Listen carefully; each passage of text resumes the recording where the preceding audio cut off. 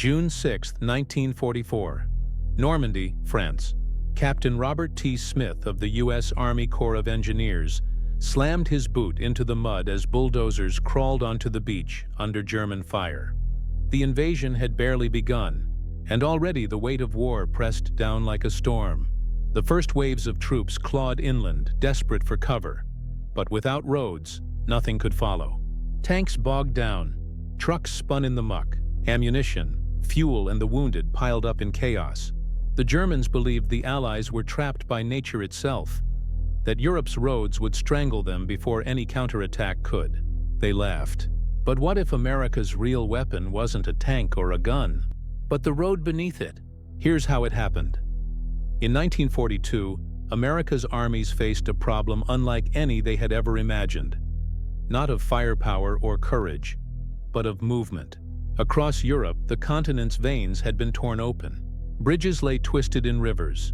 Rail lines were bombed into silence, and what few roads remained were clogged with rubble, mines, and wreckage. The map looked like a battlefield before a single American soldier had even arrived. German strategy had made destruction a weapon. To fight the Wehrmacht was to fight the land itself. Every retreating division left behind scorched earth.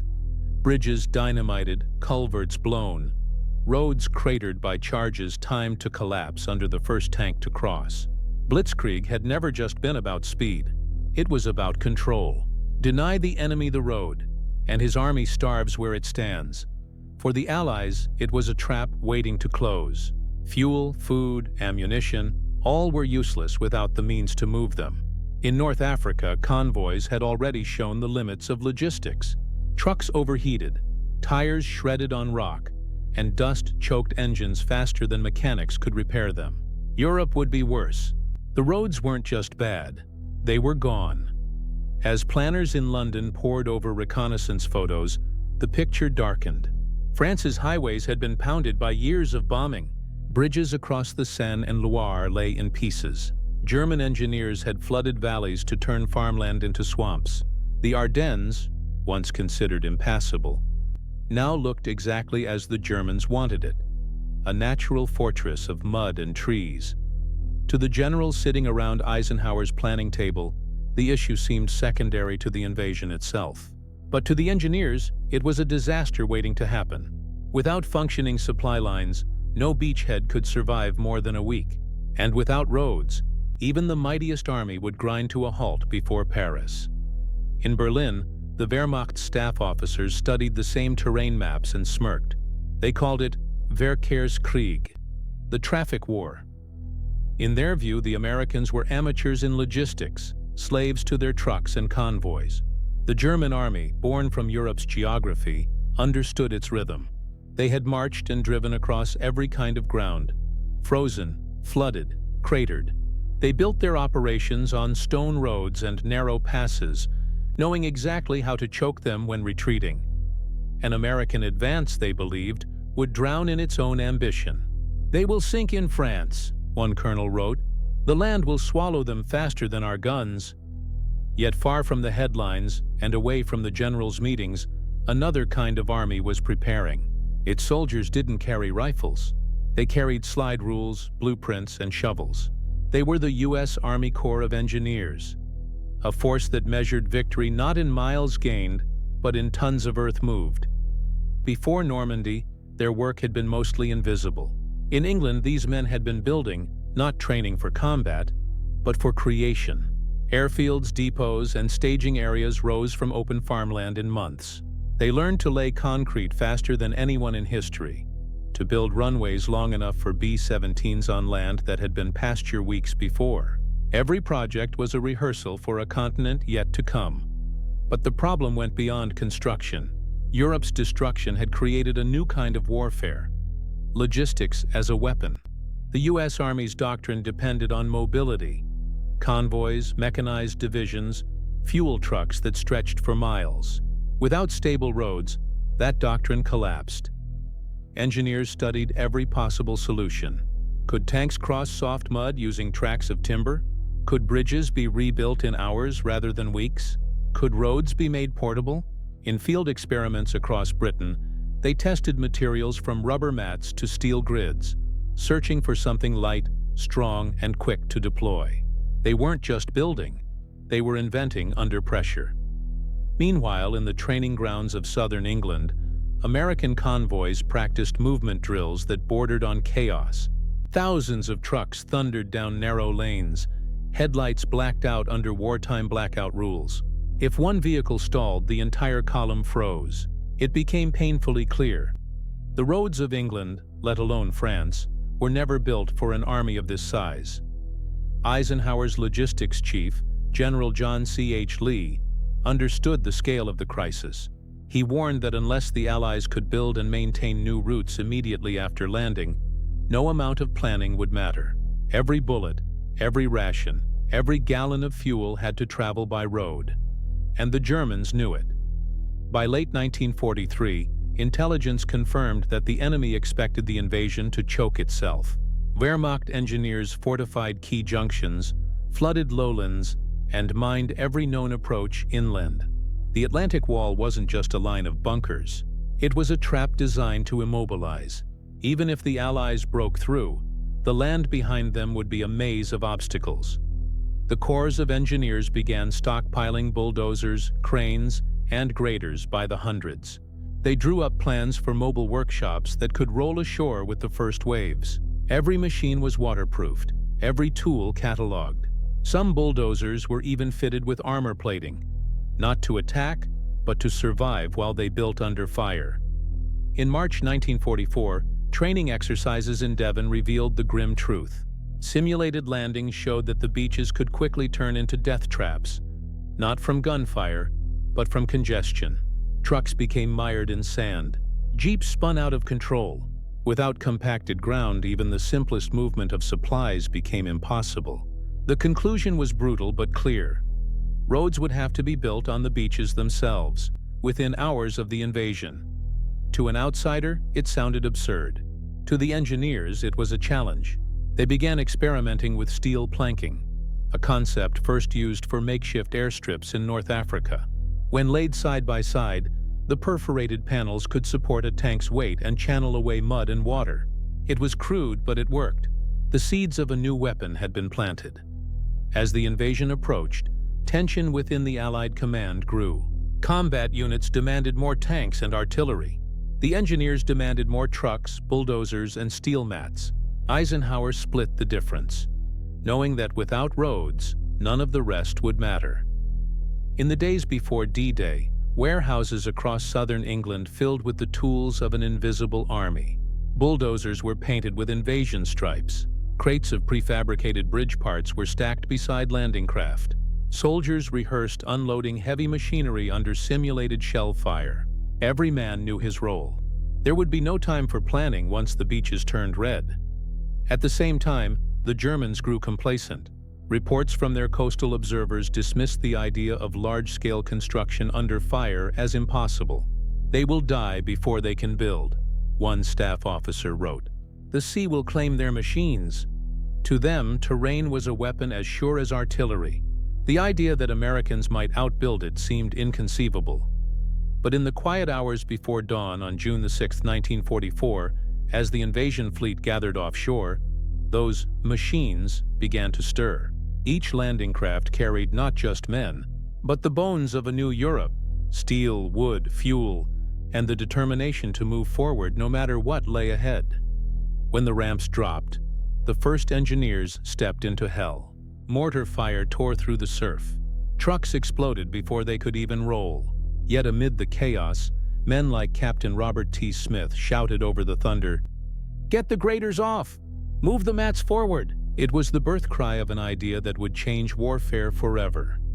As smoke rolled across Normandy, one general gave an impossible order, a challenge that would echo through every campaign that followed: build roads where there are none.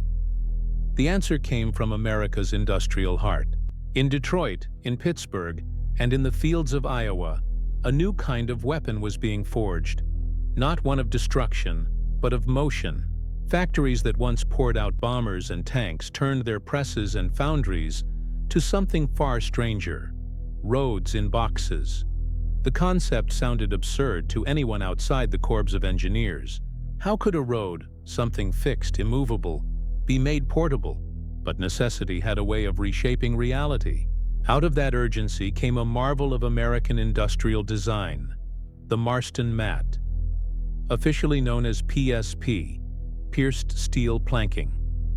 It was a sheet of corrugated metal, 10 feet long and 15 inches wide, punched with holes to drain mud and interlock with the next piece, like a vast metallic puzzle. When assembled, it formed a surface strong enough to carry a fully loaded truck and flexible enough to follow the terrain beneath it. Originally designed for airstrips, these mats had already seen limited use in North Africa, where engineers laid them over sand to create instant runways. But now, facing the shattered roads of Europe, they were reimagined. The beachheads of France would need roads that could appear overnight, not days later, but within hours of landing. Each mat weighed nearly 60 pounds, light enough for 2 men to carry yet durable enough to survive the crushing weight of a Sherman tank. Crews trained to lay them in rhythmic motion, drop, lock, move forward. A single platoon could pave 100 yards of usable surface in minutes. When tanks crossed, their treads clanged like hammers on an anvil. The sound of industry turned into momentum. But PSP was only one half of the revolution. The other came in the shape of steel bridges, designed by a British visionary named Donald Bailey. The Bailey Bridge was one of the engineering miracles of the war. Built from prefabricated panels of welded steel, each the size of a man, the bridge could be assembled without heavy machinery. Soldiers carried the parts by hand, pinned them together, and rolled the finished structure forward on rollers until it spanned rivers, canals, or bomb craters. No cranes, no scaffolding, just pure geometry and human strength. The design's brilliance lay in its simplicity. Every panel was interchangeable. Every component could be replaced in the field. Even under artillery fire, a trained crew could throw a 200-foot bridge across a river in a single night. What had once taken engineering battalions weeks to accomplish could now be done in hours. Training for these tasks became a kind of ritual. In the damp fields of southern England, engineer companies rehearsed the same motions again and again. Officers timed them with stopwatches. Every hammer strike, every pin connection was memorized. Crews learned to build blindfolded, to assemble in the dark, to brace under simulated bombardment. Their work became a choreography of precision, not glamorous, but vital. Photographs from those camps tell a quiet story. Men in muddy coveralls, standing knee-deep in water, tightening bolts while rain blurred the edges of the frame. They weren't heroes in the traditional sense, but without them, no hero could advance. The equipment itself carried a strange beauty. Bailey bridges stacked in depots like skeletal ribs of giants. Steel mats piled in neat cubes beside landing craft.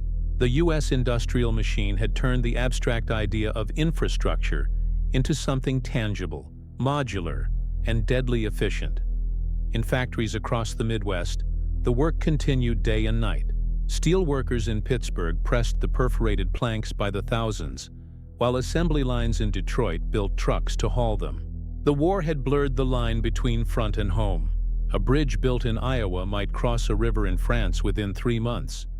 Every piece of steel came with a destination. Crates were stamped not with serial numbers, but with names: Omaha, Utah, Gold.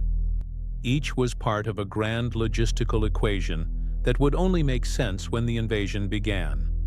When British engineers first demonstrated the Bailey Bridge to their American counterparts, skepticism filled the room. A bridge without cranes? Without rivets? It sounded reckless. But within minutes of the demonstration, when a half-assembled span held firm under the weight of a tank, doubt turned to awe. "This," one American officer muttered, "will win us the war." In the months leading up to D-Day, the Corps of Engineers transformed from a support branch into a combat force. They weren't merely tasked with keeping roads open. They were expected to create them under fire, faster than the enemy could react. Training manuals became thicker than rifle guides. Engineers studied soil composition, water drainage, and the physics of load-bearing under shell impact. They learned to identify terrain that could support temporary roads and how to anchor bridges in unstable ground. Every calculation had to be made in motion, because once the invasion began, there would be no time to think.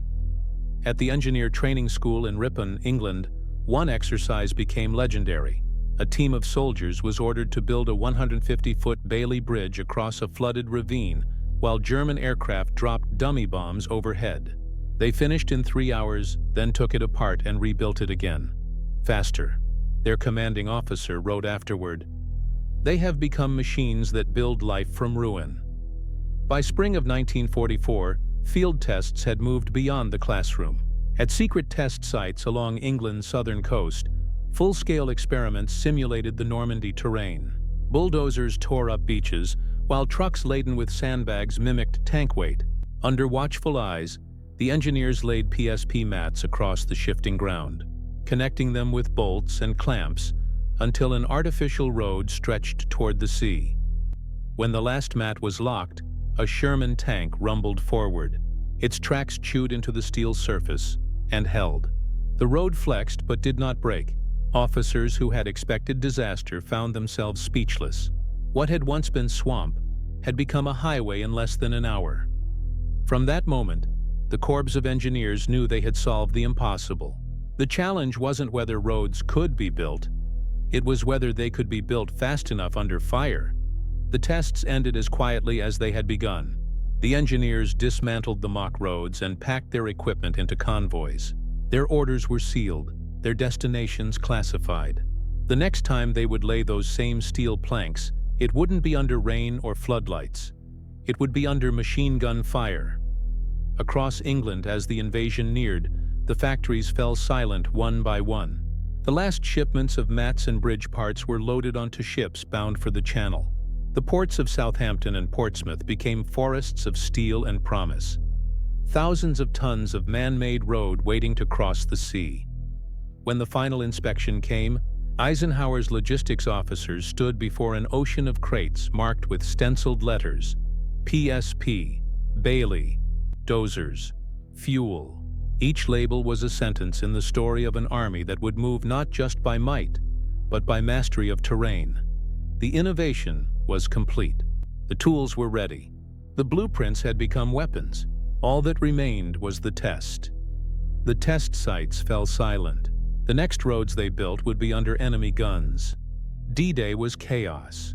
The beaches of Normandy convulsed under smoke and thunder as thousands of men fought the sea, the sand, and the enemy.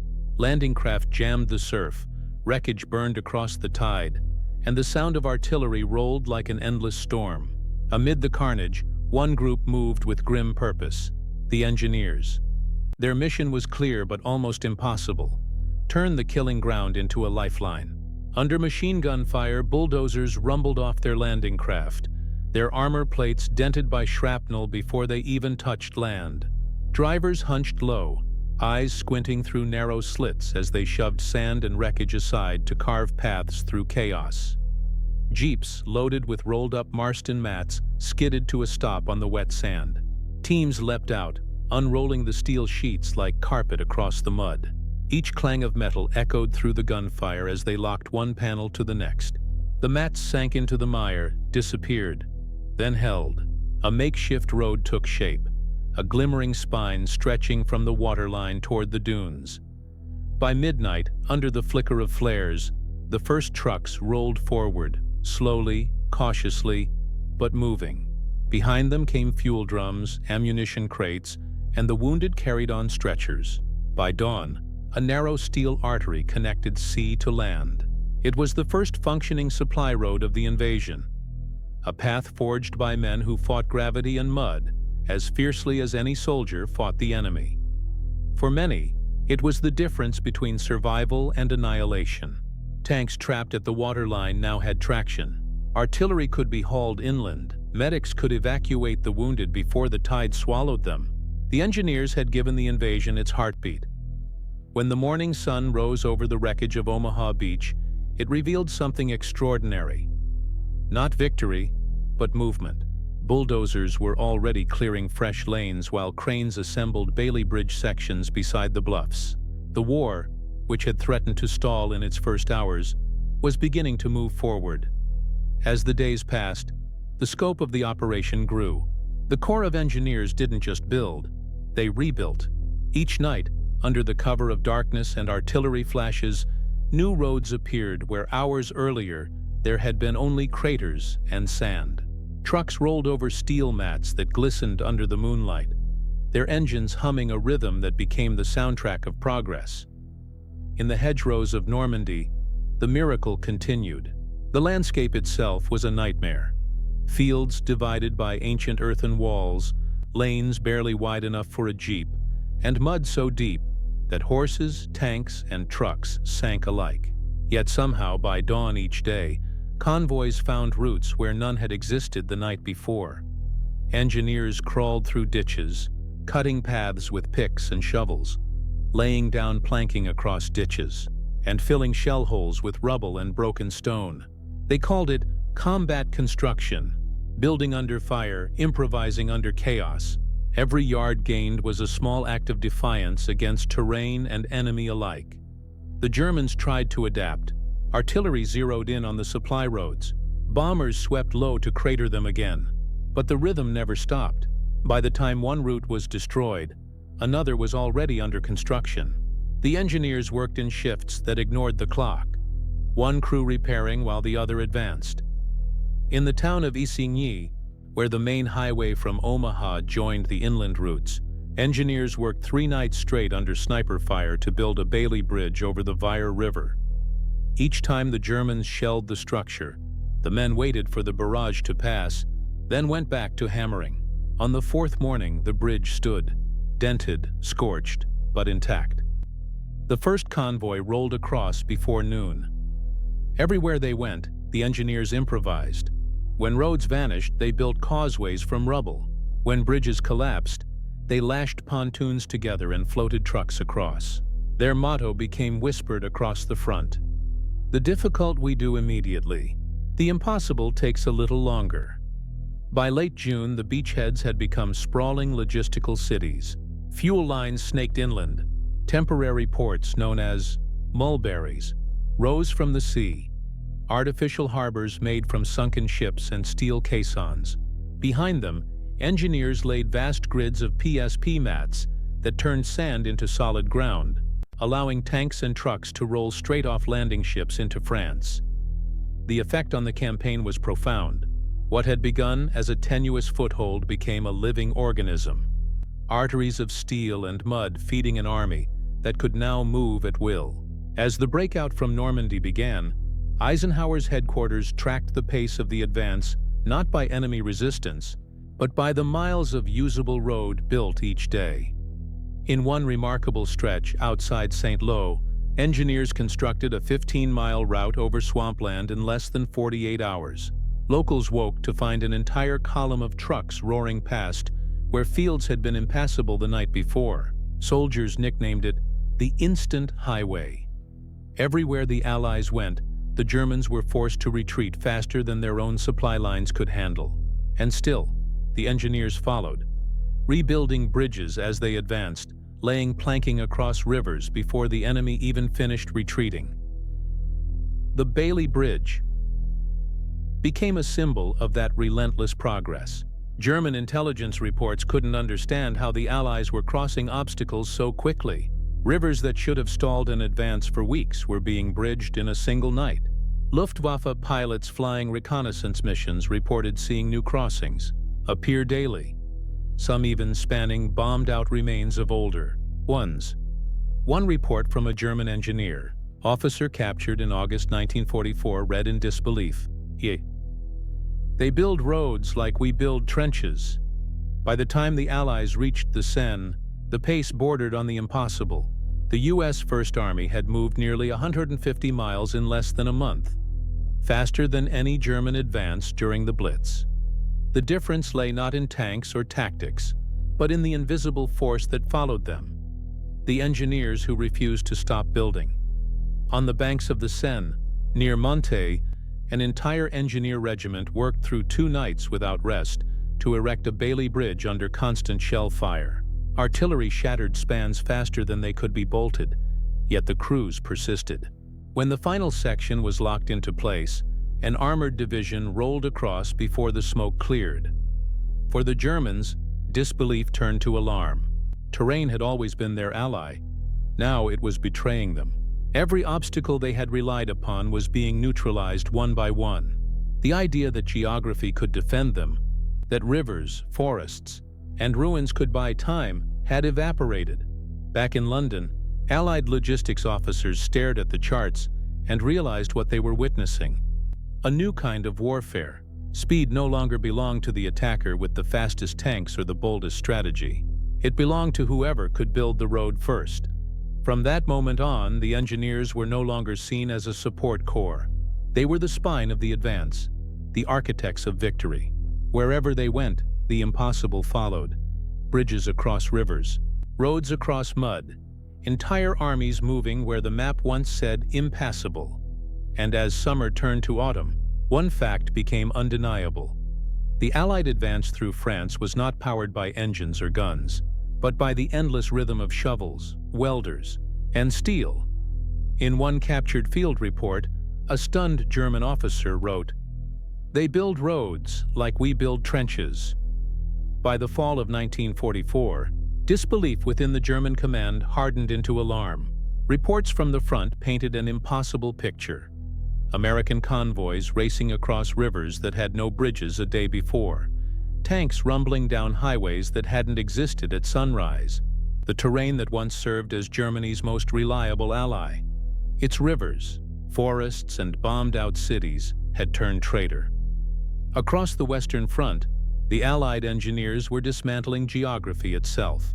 At the Meuse River, WWII, observers watched as pontoon bridges sprang to life under artillery fire. Men in soaked uniforms worked waist-deep in freezing water, driving pylons by hand. By nightfall, trucks were rolling east. Within days, they reached the Moselle, where German officers ordered their own bridges destroyed to stall pursuit. But it made no difference. Within hours, American units built new ones out of Bailey trusses, steel, and sheer stubbornness. When the Allies crossed the Ahiene, Hitler's so-called impenetrable line, the impossible became routine. The riverbanks were cratered moonscapes, the air thick with smoke and cordite. Yet in the middle of the chaos, American engineers floated out pontoons, guided tanks across rafts, and lashed together a floating highway that spanned the width of Germany's mightiest river. To the German commanders, it was as though the enemy had discovered alchemy. The Red Ball Express made the miracle visible. A 700-truck convoy system stretching from Normandy to the front lines, it became the pulsing artery of Allied momentum.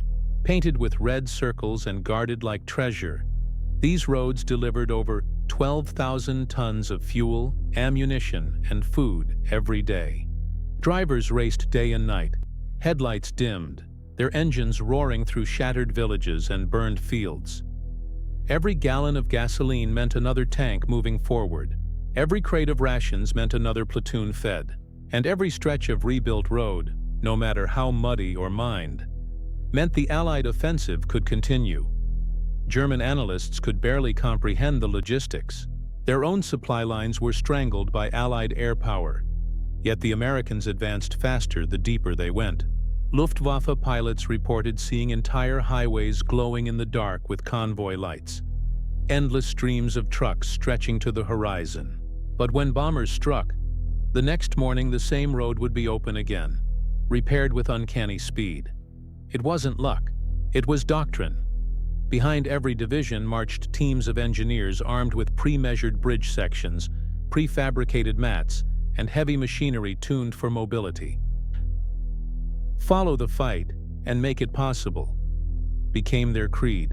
Where the infantry faltered, the engineers carved paths. Where tanks bogged down, they built causeways.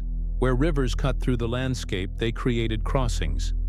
The Germans began to call them Die Straßenkämpfer, the road fighters. As Hitler's armies retreated, the panic spread.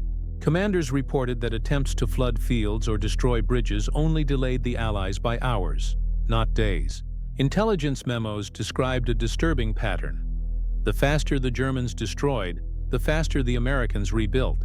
One officer wrote in disbelief, "Their bulldozers fight harder than their tanks." In desperation, the Wehrmacht began targeting engineer battalions specifically. Machine gun fire raked work zones. Artillery zeroed in on the sound of hammering. But even under fire, the rhythm of construction never stopped. Men labored through bombardments, repairing craters moments after shells landed. The engineers learned to adapt, to armor their bulldozers, to camouflage bridges with smoke, to work in darkness guided only by touch and memory. Each success pushed the front forward another mile. Each repaired road turned another German position obsolete. In many cases, their victories weren't measured in battles won, but in miles gained, tons moved, and minutes saved. By late 1944, the balance had shifted beyond recovery. The Wehrmacht's vaunted blitzkrieg, once the embodiment of unstoppable momentum, was now being mirrored, perfected, and surpassed by its enemies. What the Germans achieved through tanks and tactics, the Allies achieved through logistics and engineering. Roads had become weapons. Every mile of steel, matting, and every bridge girder hammered into place, translated into another defeat for the Reich, the same nation that once prided itself on precision. And planning now found itself overwhelmed by an enemy that could outbuild, outmove, and outlast it. Even Hitler's high command began to understand. In one meeting, General Jodl reportedly warned, "We have lost the war of roads." The message was clear. The Americans no longer fought the terrain. They commanded it. As the Ardennes froze in December, the Germans prepared one last gamble, and once again, they underestimated the road builders. In December 1944, winter descended on Europe like a curse. Snow buried the Ardennes forests, temperatures plunged below freezing, and fog smothered the sky. For a moment, the Germans saw their chance. The Battle of the Bulge was meant to break the Allied front, a desperate counteroffensive through ice and chaos. Tanks rolled out of the mist, cutting off units, severing supply lines, and turning the roads of Belgium into killing grounds. The Americans were caught off guard, but not for long. When the blizzard came, it was the engineers who stayed outside. Bulldozers growled in the darkness, their engines muffled under frost. Men in frozen coats hacked through snowdrifts with picks and shovels. Every foot of road cleared meant another ration truck, another ambulance, another artillery shell reaching the line. Convoys crawled forward under sniper fire, their headlights blacked out. White-painted markers lined the paths, glowing faintly in the snow like ghostly guideposts. Tire chains clattered, engines sputtered, and still they advanced. Mechanics rigged heaters under fuel lines to keep gasoline from freezing. Drivers followed compass bearings where roads no longer existed, trusting the engineers' makeshift maps and instinct. When ammunition ran low near Bastogne, engineers carved detours through forests, laying temporary bridges across frozen streams. They worked by moonlight and artillery flash, every hammer strike echoing like defiance in the night. By Christmas, Patton's Third Army was on the move. Snow still fell, but his tanks rolled east, across roads that hadn't existed 24 hours earlier.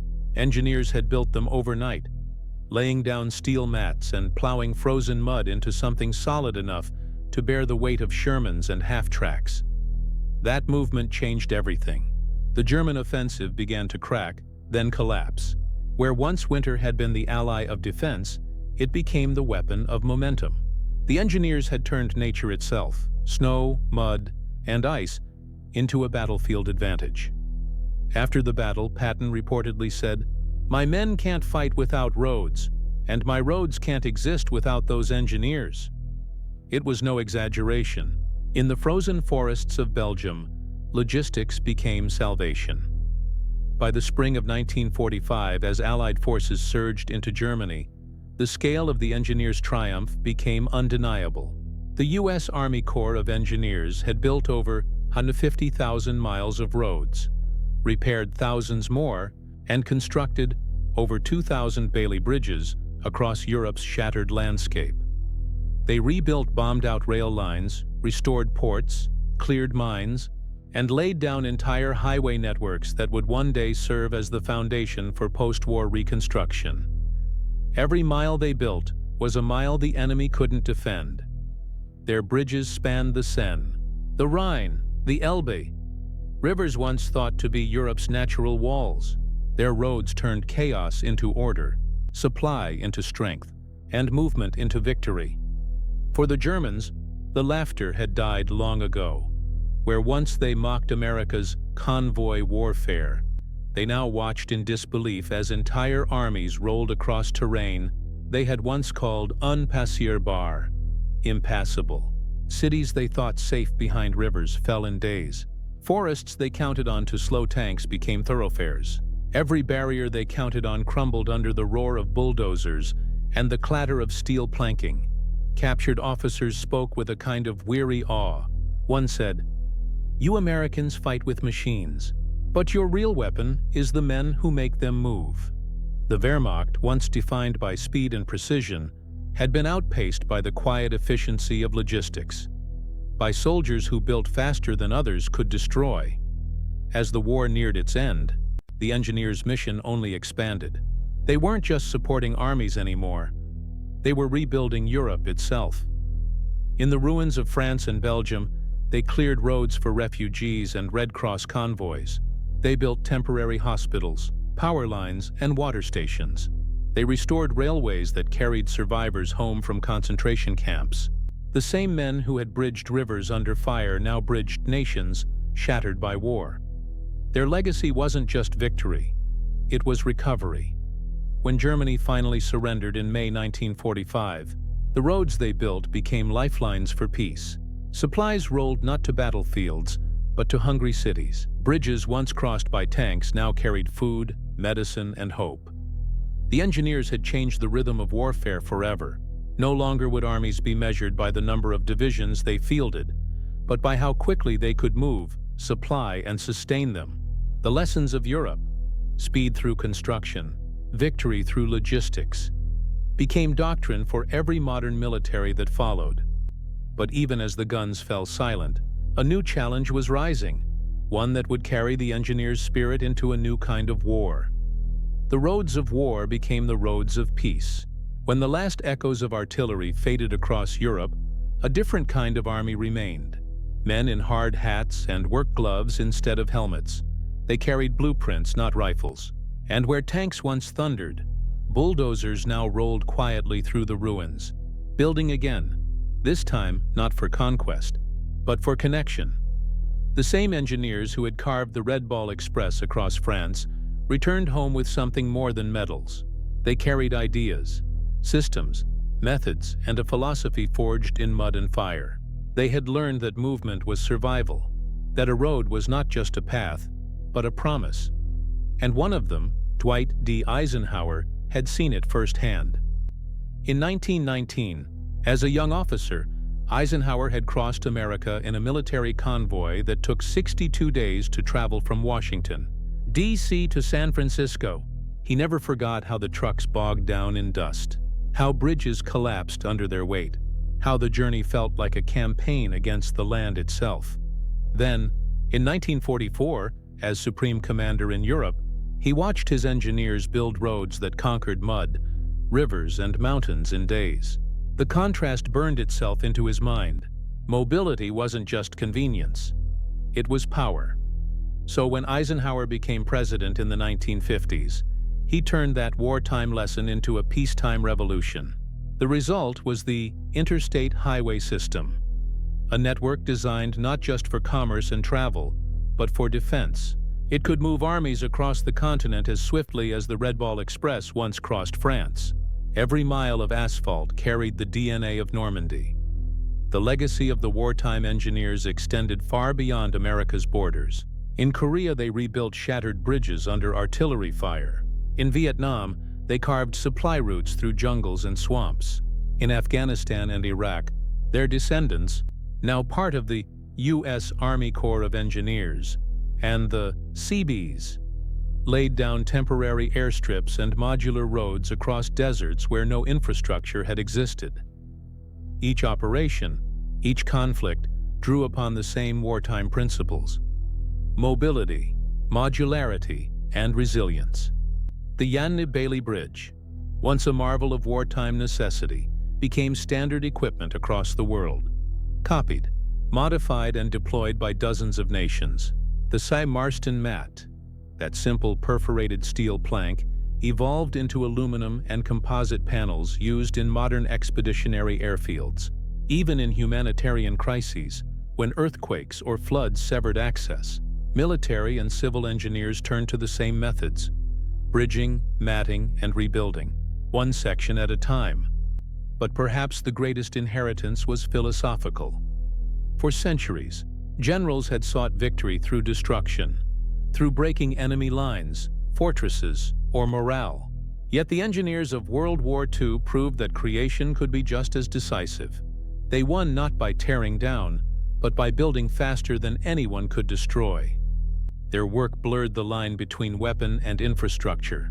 Every road they laid, every bridge they built, became both a tool of war and a foundation for peace. They transformed logistics into strategy, an idea that modern militaries still live by. A commander might win a battle, but an engineer could win a campaign. In the decades after the war, former Corps officers went on to shape civilian life in ways few soldiers ever had. They designed flood control systems, hydroelectric dams, and airports. They applied combat-tested efficiency to civil engineering. The same precision that had once turned swamps into supply lines now built cities, harbors, and highways. Their influence extended into the digital age. The modern concept of rapid deployment, of creating infrastructure anywhere instantly, echoes their wartime ethos. When NASA built launch pads in Florida's swamps, or the Army constructed field bases in the Middle East, it followed the same doctrine born on the beaches of Normandy. Engineer first, fight second. And still, in museums and training manuals, their inventions endure. Restored Bailey bridges stand in memorial parks. PSP panels hang in engineering schools as symbols of ingenuity under fire. Veterans who once hammered those panels into the mud remember the sound, the sharp metallic rhythm that meant progress. To them, those roads weren't just routes for victory. They were lifelines for survival. In the ruins of post-war Germany, one captured general is said to have watched an American convoy thunder past and muttered a single, bitter truth: "They did not conquer us with tanks. They built their way to Berlin." He was right. The engineers' war had no glory in the traditional sense. No medals for heroism under fire. No parades for their victories. Yet their contribution defined the very shape of modern warfare and modern civilization.